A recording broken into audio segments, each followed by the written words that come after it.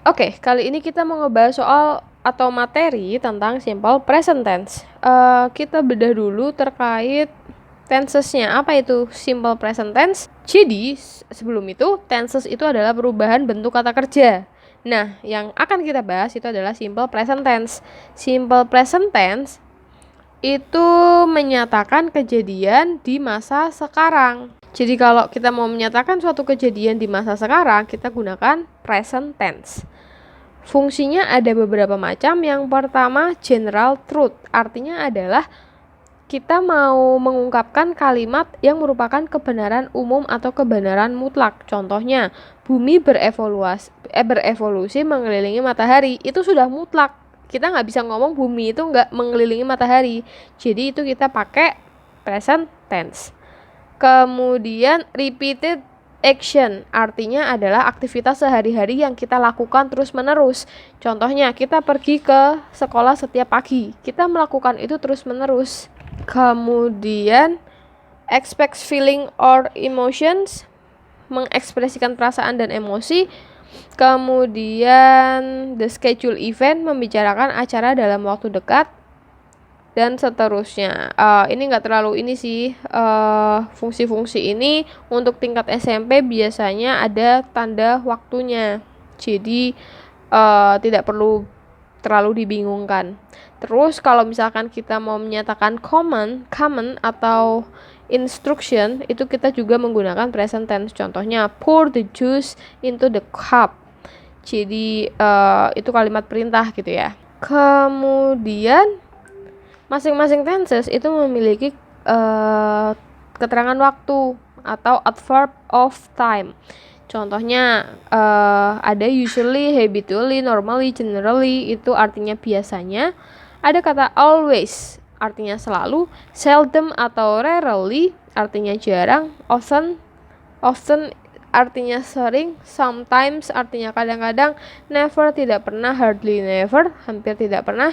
Every week, every day, every month. 4 times a day, 4 times a week, once a month. Itu juga masuk ke dalam adverb of time. Sekarang kita masuk ke rumus. Present tense ada kalimat yang tanpa verb atau kita biasa sebut dengan nominal, tanpa kata kerja ya.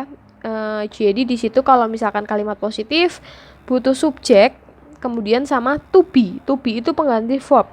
Jadi kalau subjeknya I, to be-nya am. Kalau subjeknya he, she atau it, to be-nya is. Dan kalau subjeknya jamak, kita pakai are. Jadi kalau kalimat positif, I atau subjek, to be sama kalimat lanjutnya. Kalau negatif, harus pakai to be plus not. Jadi I am not, he is not, kita bisa singkat menjadi isn't. Kalau are, you are not atau aren't. Itu kalimat negatif. Kalau kalimat tanya, to be-nya yang di depan menjadi am I sick misalkan, atau is he a player misalkan. Kemudian itu adalah bentuk dari kalimat positif, kalimat negatif, dan kalimat tanya untuk kalimat yang tidak punya verb atau pakai to be. Sekarang kalau yang verb, kalimat positifnya adalah subjek I, you, we, sama they itu menggunakan verb 1, tapi kalau tunggal he, she, it kita pakai verb 2 tapi ditambah s atau es. Kemudian kalau kalimat negatif, sebelum verb itu kita tambahin do not atau don't untuk subjek yang I, you, we, they, dan kita pakai does not atau doesn't untuk subjeknya he, she, it, verb 1. Kalau question, do sama does-nya itu taruh di depan, verbnya itu verb 1 semua. Jadi yang ditambah s atau es itu cuma kalimat positif. Sekarang kita akan coba.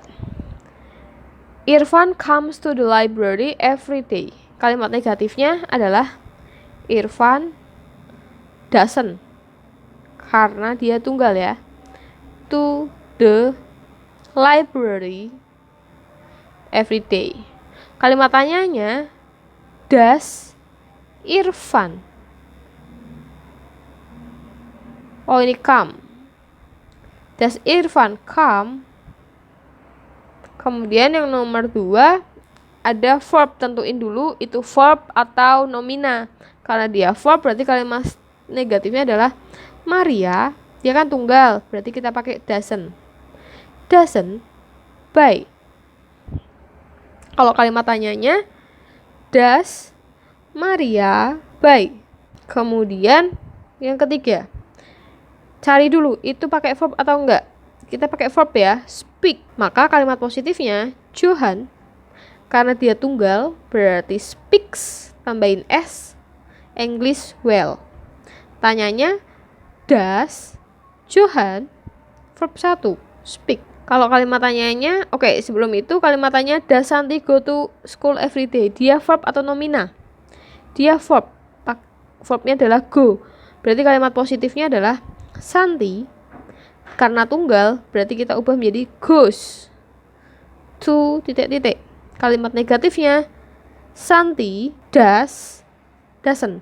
Kalimat nomor 5 kita pakai verb juga, sama berarti we go. Tetap go, kenapa? Karena we itu jamak. We go to ... Kalau kalimat negatifnya we don't go to ... Nomor 6, Lisa and I don't do exercise. Do itu kata kerja, berarti Lisa and I, karena dia jamak berarti do-nya tetap do exercise. Kalimat tanyanya, do Lisa and I do exercise? Nomor 7, flies kata kerja, berarti the plane doesn't fly, verb 1, across. Kalimat tanyanya does, kenapa does? Karena the plane itu tunggal. Does the plane fly? Kalau kalimat 8 juga pakai verb, menjadi my classmates. Dia itu jamak, berarti kita pakai verb 1, go to mall. Kalau kalimat tanya berarti do my classmate go. Kurang lebih seperti itu untuk cara mengubah kalimat positif, negatif, dan tanya.